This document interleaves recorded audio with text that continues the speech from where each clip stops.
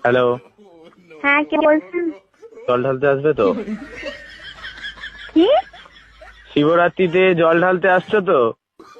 কোথায়? শিবের মাথায়। কেন?